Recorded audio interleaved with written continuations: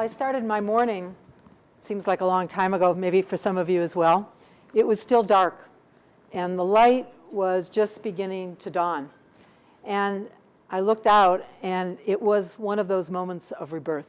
I think it's one of the miracles of life. We have those big aha moments, the slap in the face moments that we heard about. And then we have the opportunity to know that rebirth happens in nature, and us being part of nature moment by moment. So I started my day with slight light, slight dark, and I met up with my team. And like they do every morning, they questioned my authority. They challenged my every single decision. Thank you. They challenged my every single decision. They questioned every move I made. And they were completely sympathetic with the honest mistakes that I made. My team is from a lineage that goes back 55 million years.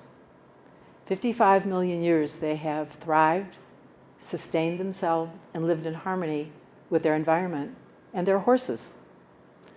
I work with 8 horses, 7 very large draft horses, and 1 very courageous rescue zebra. And we spend our day supporting people to find out what really matters to them, to find out what is on the inside, not what people have told them they should be or who they could be, but literally who they are. When people come to work with our horses, they don't ride them. They enter what we call the world of horse and herd. Most of the time, when you're with horses, you are riding them, you're bringing the horses into our human world to breathe them, pull our wagons, and they've done that for really centuries. But if we take the time to learn about their culture, to learn about their world, there's a lot that they have to teach us about being human. This rebirth thing has been happening for 3.8 billion years. We are part of a lineage, part of a natural world that has been around 3.8 billion years. So we're doing something right. The planet is doing something right. The beings of the planet are doing something right. And so our challenge is to how can we look forward? How can we move with a positive direction in a way that lives in harmony with all of life so that we are making a contribution towards that well-being of our success. So as we work with the horses and as people come to visit them, the horses are really not interested in what kind of car people arrived in. They really don't want to know how many college degrees you have. They're not interested in how much money you make, what kind of designer clothes you wear. What they want to know is how are you going to be with them? Are you going to be honest? Will you be sensitive when they make a mistake? Will you be fair? Will you listen? Will you be just? Will you be your best human self that you can be? So our horses are unlikely teachers about how to be human. And they have amazing, amazing ways that they have thrived and survived that allow us to learn from them. There's this remarkable science called biomimicry. And its champion has been Janine Benyus, although it's an old form of learning because it's learning from nature. It's learning from the best solutions that nature has and how do we apply those to our human dilemmas, whether it's a biological dilemma and how we create a material that doesn't need chemical, or how we create a windmill that's more efficient. But nature also shows us how to live sustainably, how to live collaboratively, how to live cooperatively with one another, how to manage challenges, how to deal with differences, many, many lessons. And this new science is also, like most science, is very old because people in indigenous tribes have been learning from nature for generations. So what I'd like to do is to show you a short clip of my team, introduce some of the team, and some of the work they do. And then I'll tell you some of their stories.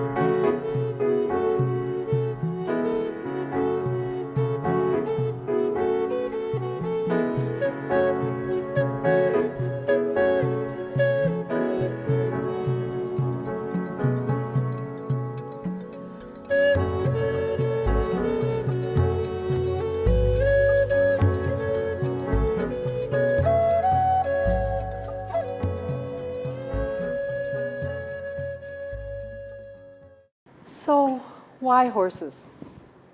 In addition to their capacity to survive over the generations, they live in herds. They live collaboratively. They live cooperatively. They have a very interesting social system. They care for their young. They create spaces that are conducive to life for themselves. The horses are unconditionally positive. They are always moving forward. You'll never see a horse walk backwards. You'll always see a horse walk frontwards. And they're not looking over their shoulder to see what didn't work. They're not looking over their shoulder to see what mistakes they made. They're looking forward to what's the next best place to be and how do I get there? What's the most useful place? I'm not sure whoever told us in a negative way that the grass is always greener on the other side, so don't go there. Like, why wouldn't you go where the grass is greener? And that's really what the horses do. They move between chaos and order, much like our lives unfold. But as they move into chaos, they respond and react, and then they shake it off, and they let it go, and they go back to calm. Horses, when they live in herds spread out over long distances, they might have as many as 100 horses, and if you're in a zebra herd, it could be 10,000. But they all move together in a common direction. They learn how to communicate in this amazing network of heart, of emotion, of positive energy, so that when one moves towards that which is life-giving, they all move together. They have an amazing process of leadership development, and it is by challenging the leader every day. So most of the herd challenges the leader to make sure that she is agile, that she is emotionally ready, that she's physically ready to lead the herd. And she's supported by a horse in the back who makes sure that no one gets left behind and stays to make sure that if there's danger, they watch out for the herd in front of them.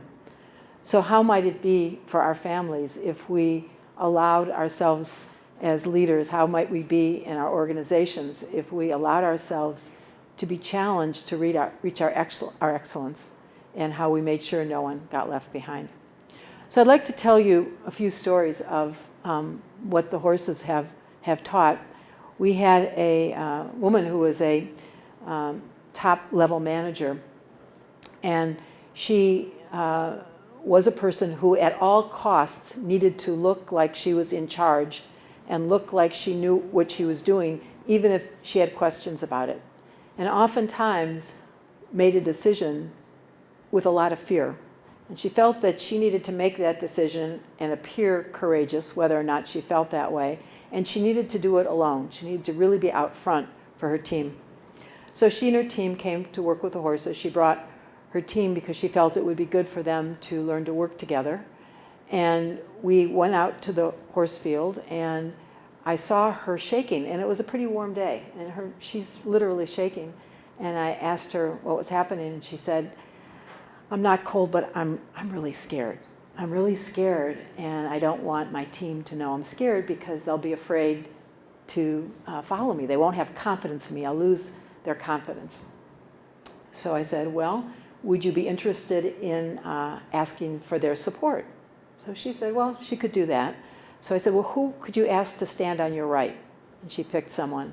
And I said, who could you ask to stand on your left? And she picked someone. I said, who could back you up from behind? And she picked someone. And who could stand in front of you? And together, within that support, she started walking towards the horse without her knees shaking. And she was able to then put one hand reaching out and touch the horse with one hand. And then she was able to reach out and touch the horse with the other hand. And then her knees stopped shaking, and she took a breath. And the horse took this big breath and went, ah, as did the team. So she stepped back, and the team stepped back, and she said, I think I'd like to try that alone now. I think I could do it. And she walked up. She put one hand on the horse and the other hand on the horse, and she was smiling. And I said, so what did you learn from that? What are you taking from that experience? And she said, well, I was afraid, but I faced my fear. I admitted that I was afraid. I got some support, and I walked towards my fear. And I realized that I wasn't so afraid, because in the moment, I realized that what I was afraid of wasn't in front of me. It was inside of me. And I wonder how many other times I get afraid when it's not what is in front of me, but it's what's inside of me. We had another group come to our farm, and the team came over. There were about 4 people, one woman and 3 men, and a high-level team. And she said, you know, I'm afraid of horses, and I simply can't go in with them. I'm afraid, and I came to the day, but I can't go in. So I said, okay, how would you like to be the coach of the team? And I'm going to get you something to stand on, and you look over the fence, and you're going to coach the team. She said, that would be great. I could do that. So the 3 men had a task to do, and they had to see if they could connect with the horse and get the horse to come with them and cross the finish line. And they picked a goal, and their goal was to have each person be able to have a voice on their team and to be able to support everyone to make the best contribution they could make. So they were working with their teammate Spirit. She's a lively horse and often moves forward pretty quickly. So they connected with her, and they had a little, they had a string on her, a little piece of yarn on her halter, and they started out, and they knew where they were going, and they were confident, and they started going, and they got about halfway, and Spirit stopped. So they looked at each other, and they came up with a strategy of maybe we could offer her some food, and she'd come with us. So somebody went over and got some grass. That didn't work. She didn't interest her at all. Then they tried being really firm and yelling at her. That did not work. She just kind of dug in her resistance. Then they tried kind of some sweet baby talk and scratching her ears, and that didn't work. So they're all trying different things, but they really weren't connected with each other. So I looked over and said, hey, coach, how they're doing? And she said, they're just not doing very well. And I said, would you like to have an intervention? And she said, Team Spirit, get moving now, with this lively, laughing, vibrant energy, positive energy. And Spirit started walking, dragging her 3 men partners behind her. And she got within 1 or 2 feet in front of the finish line. And she stopped. And the guys are trying, nothing's happening. And I said, Coach, she said, Spirit, 2 more feet. And Spirit went 1, 2, and crossed the finish line. So the team cheered, and we have a way of cheering so we don't scare the horses. They kind of pat their chest like this. And I said, so what are you guys learning from this? And he said, wow, she has a voice. And she's a powerful woman. And we need her voice. We need to make room for her to participate at any place on the fence line that she wants to participate, because we as a team can't go forward without her. So I said, would you guys like to, you ready to leave the pasture, thank the horse, and we're going to turn her loose? And the woman said, I'd like to come in with Spirit. I'm ready to come in now. I'm a valuable member of this team. They need me, and I'm going to come in. So she came in, and she walked up to Spirit, and she said, this is my new best friend. And so I got an email from her a couple weeks later. She's got a big picture of Spirit on her desk. And whenever she gets that place inside of her that says, I better not speak out, she looks at Spirit and she says what's on her mind. And the team has thrived. So there's many lessons that we can learn by being with horses. Partly it's that they live in what's called the limbic brain, which is where our instincts, our emotions, our inner knowing lives. And in their presence, we have better access to that part of our brain. A lot of what we're asked to do is to live in the frontal lobe of our brain. And we learn from there.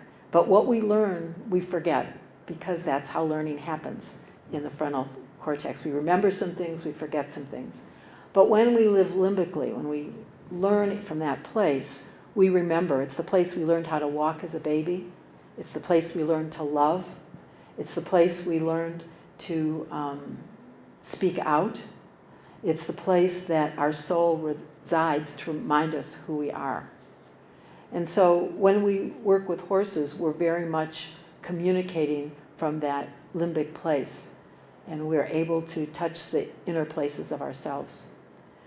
One of the things that often happens is that we learn to be somebody we're not.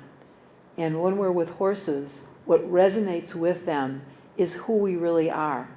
And so in their presence, we can really remember who we really are.